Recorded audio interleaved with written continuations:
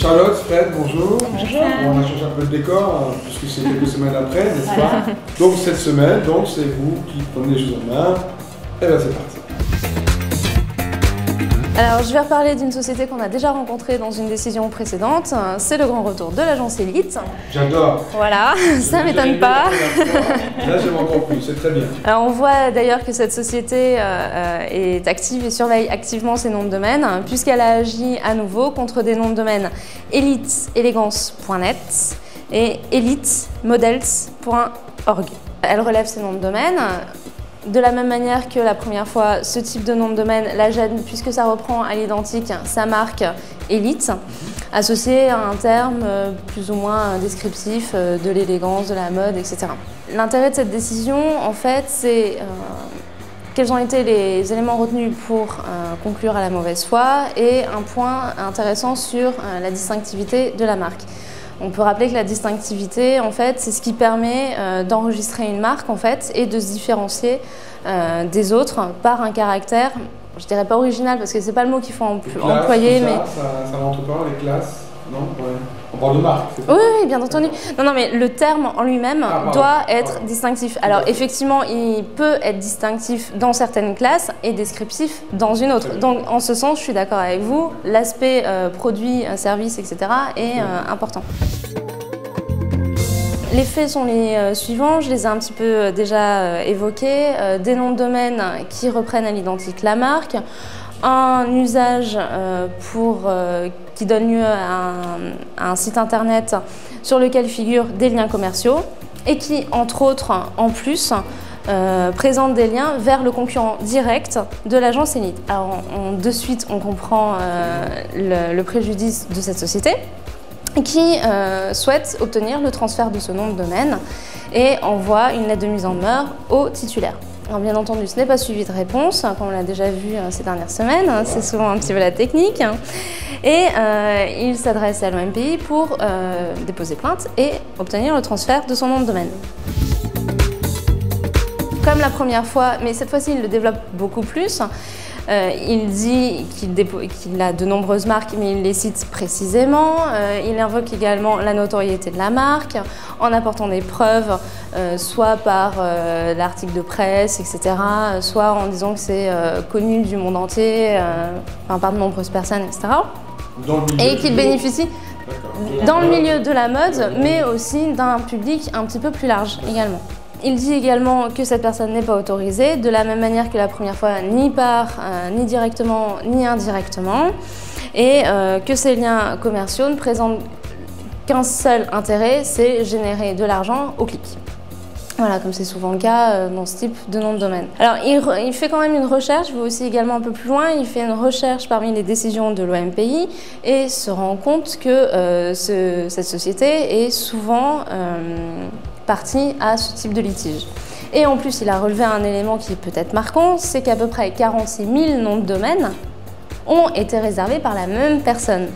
Alors bon, on peut imaginer qu'un titulaire de marque notoire ait beaucoup de protection, mais enfin, à 46 000, ça paraît un peu étonnant. C'est une physique ou personne morale? C'est une personne morale qui réserve ce type. Son activité, en fait, était principalement basée sur l'exploitation des noms de domaine, donc la monétisation en Exactement. Voilà, c'est ça.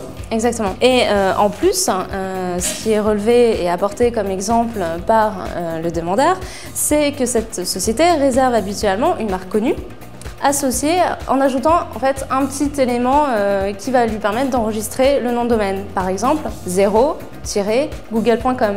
Adidas avec un S supplémentaire à la fin ou encore Amazon avec un 0 en guise de O. Alors ça s'apparente bien entendu à du typo squatting, cybersquatting et ça prouve l'activité de piratage de cette société-là. Ce que bien entendu le demandeur ne va pas manquer de souligner exactement. Ce qui est intéressant en fait là, c'est que, bon, comme d'habitude, pas de réponse, je pense qu'on ne dit même plus, pas de réponse du défendeur.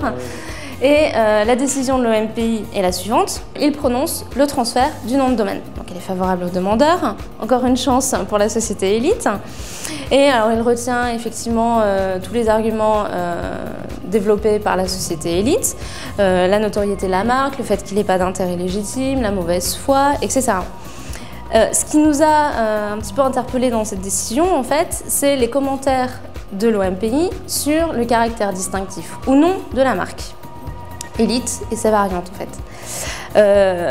Il insiste pas mal sur cet aspect-là, en fait, en développant dans quelle mesure Elite est distinctif ou a acquis un caractère distinctif par un large usage, etc.